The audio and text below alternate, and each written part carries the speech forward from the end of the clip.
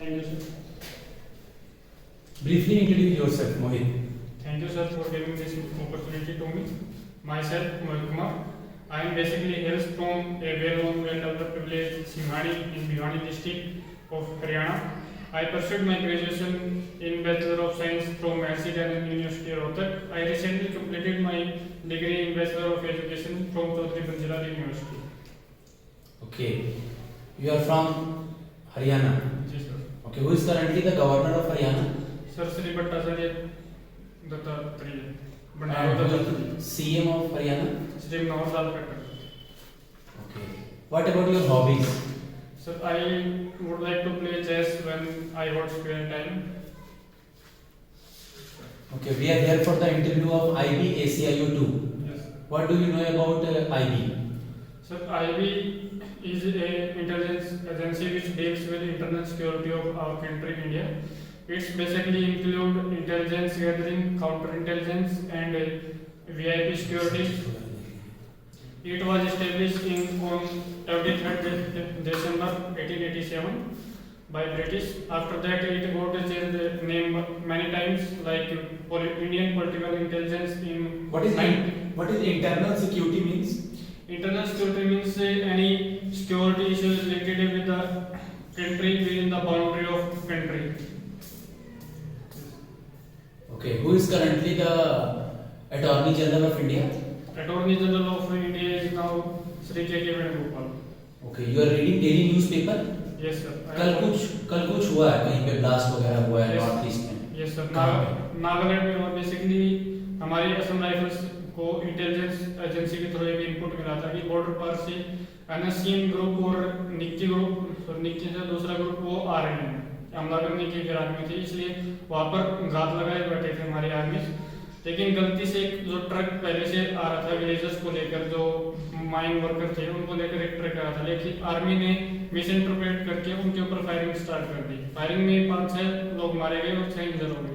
उसके बाद लोकल ने आर्मी को घेर लिया और सेल्फ डिफेंस में पर्सनल ने दोबारा से फायरिंग स्टार्ट कर दी, जिसमें 6 और लोग मारे गए और एक आर्मी पर्सनल भी घायल हो गया। सेवन सिस्टर्स में कौन कौन से देश आते हैं? सेवन सिस्टर्स सेवन सिस्टर्स में कौन कौन से स्टेट आते हैं? सेवन सिस्टर में नॉर्थ ईस्ट के असम, अरुणाचल प्रदेश, नागालैंड, मणिपुर, मिजोरम और त्रिपुरा आते हैं, मेघालय।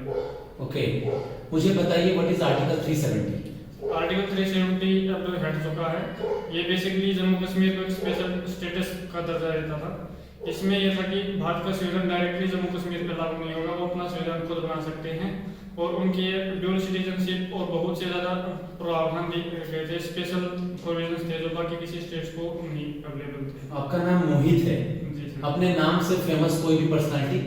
सर, मेरे नाम से फेमस मेरे ही डिस्ट्रिक्ट का बताना चाहूँगा, एक तो मोहित कुमार, जो अभी एक्टिंग में अपना कैरियर आजमा रहे हैं, अच्छी शुरुआत की गई है। मोहित चौहान का नाम सुना है? हाँ जी, मोहित चौहान सिंगर है जिन्होंने हमारा ओलंपिक का थीम सॉन्ग भी कंपोज किया था।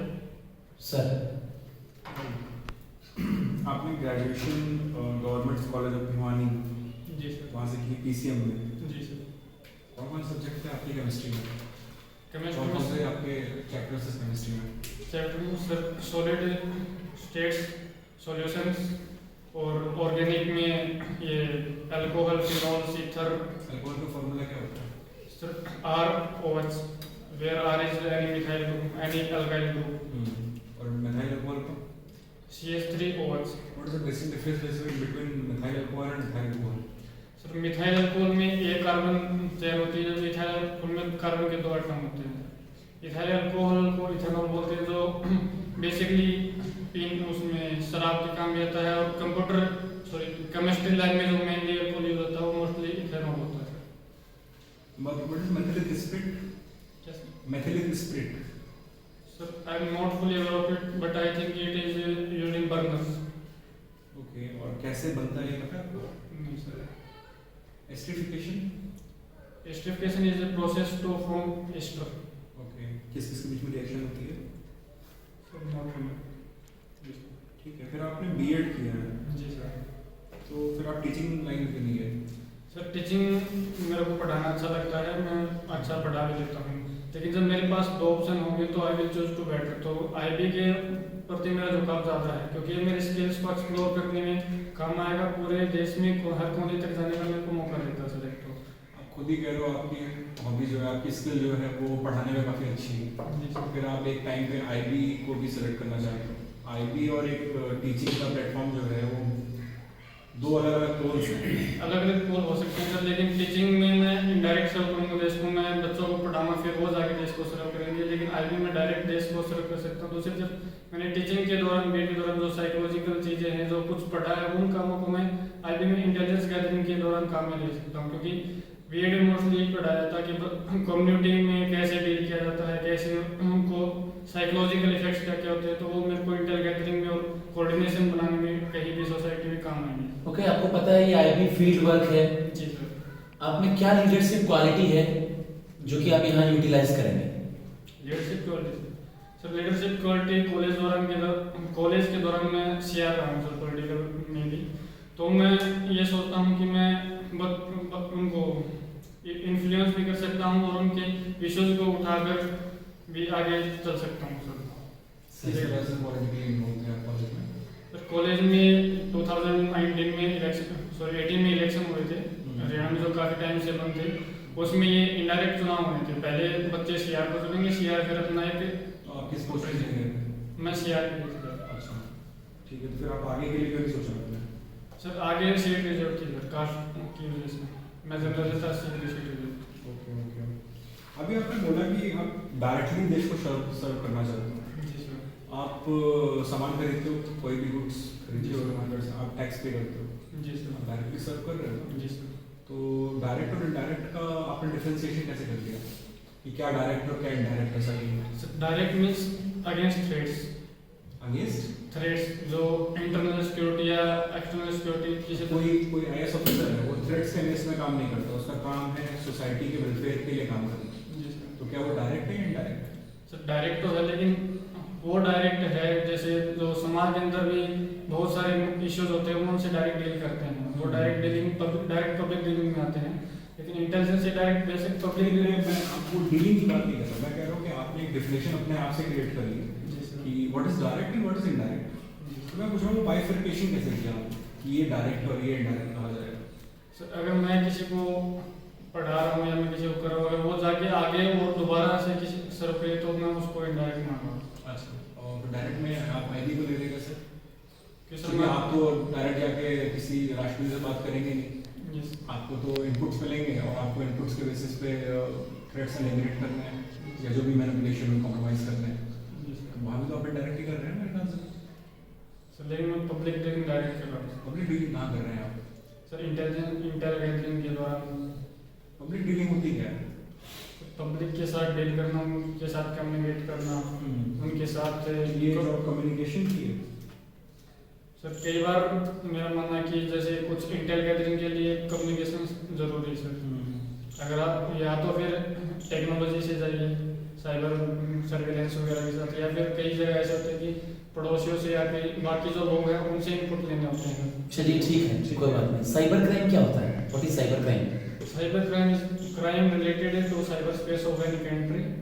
सर जैसे साइबर स्पेस है हमारा, इंटरनेट है, कंप्यूटर है, यानी वेबसाइट्स हैं, उन जो साइबर स्पेस है इंडिया का, उसके साथ अगर कोई छेड़छाड़ होती है, अटैक होता है उस पर, तो हम उसको साइबर अटैक बोलेंगे सर। एक दो डेट्स बहुत फेमस हैं आतंकवादी हमलों के लिए या किसी रीजन को लेकर के। 26/11 का क्या मतलब है? सर 26/11 मुंबई में हमला हुआ था पाकिस्तानी तरफ से, जो अपने आप में यूनिक इसलिए था कि पहली बार समुद्री रास्ते से हमला किया गया था। वहाँ पर एक इंटेलिजेंस फेलियर हुआ था, तो उसके बाद उनको ताज होटल में हमारे एनएसजी कमांडोज ने डेयर कर दिया था। उसमें अफजल यूएस में कब हुआ था हमला? यूएस में 9 सितंबर 11 सितंबर। सर ठीक है। तो आपने बीएड में क्या पढ़ा है? सर बीएड में मेन टीचिंग सब्जेक्ट तो मैथमेटिक्स और फिजिकल साइंस थे, बाकी गाइडेंस आप पॉलिटिक्स के अलावा किसी और चीज में एक्टिव रहे हो कॉलेज में? कॉलेज में एकेडमिक्स में रहा हूँ। एकेडमिक्स में क्यों? हम जैसे कोई प्रोजेक्ट वगैरह में पार्टिसिपेट किया है? असेसमेंट और प्रैक्टिकल लैब्स। अभी आप साइंस से हो तो नेशनल कॉन्फ्रेंसेस होती हैं साइंस को लेके, उसमें भी पार्टिसिपेट किया? कोई स्टेट का, डिस्ट्रिक्ट का?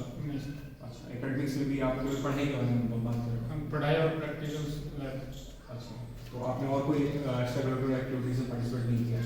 नहीं सर, कॉलेज लेवल पे और ठीक है। What is miss information miss information means अगर किसी इन्फॉर्मेशन को तोड़ मरोड़ के या कुछ इस तरह से पेश किया जाए कि वो सेंटिमेंट्स पे हर्ट कर सकता है या गलत दिशा में एक डायरेक्शन दे सकता है, तो उसको मिस इन्फॉर्मेशन बोलेंगे। और ये fake news, sir fake news भी यही होगा, अगर सोशल मीडिया पे कोई भी इवेंट को अगर तोड़ मरोड़ के उसके साथ वो फैलाया जा रहा है तो उसको फेक न्यूज़ कहेंगे।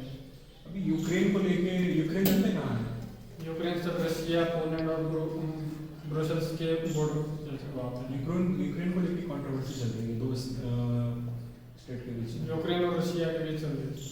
नहीं, यूक्रेन को लेके दो अलग अलग देशों के बीच में यूएस कंट्रोवर्सी। और रशिया को है सर, वो एक्चुअली वहाँ पर बॉर्डर पे माइग्रेंट क्राइसिस हो रहा है सर, पोलैंड और ब्रुसेल्स के, उसका डायरेक्ट और इनडायरेक्ट इफेक्ट रशिया और यूक्रेन बॉर्डर पे भी पड़ रहा है, क्योंकि एक पाइपलाइन जाती है वो ब्रुसेल्स यूक्रेन रशिया से होते हुए उधर जाती है। तो ब्रुसेल्स और यूक्रेन ये कह रहे हैं कि अगर इन माइग्रेंट्स का सोल्व नहीं हुआ, क्योंकि उनको एक तरह के हमारे अंदर भी आ सकते हैं, तो इनकी पाइपलाइन काट दी जाएगी। उसके बाद रशिया के ऊपर ये एलिगेशन लगा दिया है कि वो यूक्रेन को के ऊपर हमला करके उसका अपने अंदर कब्जे में लेना चाह रहा है। तो यूएस और जो नाटो एजेंसीज है वो उसको काउंटर करने की कोशिश कर रहे हैं, जबकि रशिया अपने आप को डिफेंड करा कि हमारा ऐसा कोई इंटेंशन नहीं है, हम अपने सिर्फ अपनी बॉर्डर सिक्योरिटी के लिए फोर्सेस बढ़ा रहे हैं। सर ये एक बात बताइए, चाइना का जो OROP प्रोग्राम है, पता है आपको उसके बारे में? OROP, one road one belt, yes sir. ये क्या है, पूरा क्या प्रोसेस है? Sir one road one belt के थ्रू पीओके से होते हुए पाकिस्तान से होते हुए गादार पोर्ट पर वो एक रोड बनाना चाहते हैं। ठीक है। सर उसमें एक तो दिक्कत है कि पीओके से होते होता चाइना पाकिस्तान पे दबाव बना रहा है कि पीओके को अपना फिफ्थ प्रोविनेंस घोषित कर दे ताकि उनको बेल्ट बनाने में आसानी हो। तो कोई सर इसमें जो चाइना अभी इस टाइम पे एक तरह से इकोनॉमिक सपोर्ट कर करके हर कंट्री को, लगभग अफ्रीका में, एशिया में, हर कंट्री में कर रहा है, उसके क्या रिप्रिकॉशंस इंडिया के रहने वाले हैं? सर एक्चुअली इसको हम वाइड वर्ल्ड में डेट ट्रैप बोला जा रहा है चाइना की पॉलिसी को, कि ये पहले फाइनेंशियल सपोर्ट देकर किसी भी कंट्री के ऊपर बहुत ज़्यादा कर्ज चढ़ा देता है। जब वो कंट्री की इकोनॉमी ऐसी हालत में ना रहे कि वो कर्ज वापस चुका जाए तो उनकी जो मेन इंस्टीट्यूशन होता है उनको कब्जे में कर लेता है। जैसे फिलहाल अभी युगांडा न्यूज़ में कि उसका जो एयरपोर्ट है, जो एकमात्र इंटरनेशनल एयरपोर्ट है, उस पर चाइना कब्जा करने जा रहा है क्योंकि वो उसका लोन नहीं चुका पाया। यही श्रीलंका के साथ भी हुआ था, पाकिस्तान में भी अक्सर यही देखने में कि चाइना ने इतना इन्वेस्टमेंट कर दिया कि पाकिस्तान की GDP उसको वापस देने की हालत में नहीं है। तो इस दबाव में कोई भी जो कंट्री है उसको चाइना की बातें माननी पड़ेंगी, जो भारत के लिए खतरा हो सकती है। अच्छा, और किस तरह से ये इंटरनेशनली हिट करने वाला है चाइना? इंटरनेशनल हिट करने वाला यही पॉलिसी।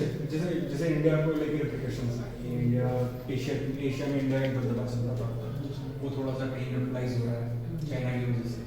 तो आप कैसे देखते हो कि चाइना का यूएस में कैसा इम्पैक्ट होने वाला है, रशिया के साथ कैसा इम्पैक्ट होने वाला है, इवन यूरोपियन कंट्रीज जितनी हमारी जो डेवलप्ड कंट्रीज हैं UN में 40 वोट करती हैं? सर एक बेसिक कॉन्सेप्ट ये होता है, अगर कोई भी कंट्री अपने हमारे देश के अंदर इन्वेस्ट करती है तो हमारा उसकी तरफ झुकाव बढ़ जाता है। तो एक तो चाइना यूरोप में नहीं कर रही है ना, यूरोप में नहीं कर रही है, यूरोप में नहीं कर रही है, यूएस में नहीं कर रही है, रशिया में नहीं कर रही है, उनके साथ में कैसा रिलेशन होगा? चलिए ठीक है। Okay, last question. ठीक है सर, लास्ट क्वेश्चन। हम आपको क्यों लें? Why we select you? Sir मेरे अंदर कुछ बेसिक ट्रेट्स हैं, जैसे मैं पेशेंस है, सेल्फ मोटिवेटेड एंड फोकस, और जैसे कि मैंने बताया कि थोड़ा साइकोलॉजिकल भी पढ़ा है मैंने बीएड में। तो ये सभी चीज़ें इन सभी को मिलाकर और जो मैं ट्रेनिंग के दौरान मुझे जो सिखाया जाएगा उन सभी को मिलाकर मैं एक अच्छा आउटपुट दे सकता हूँ सर। ठीक है, थैंक यू।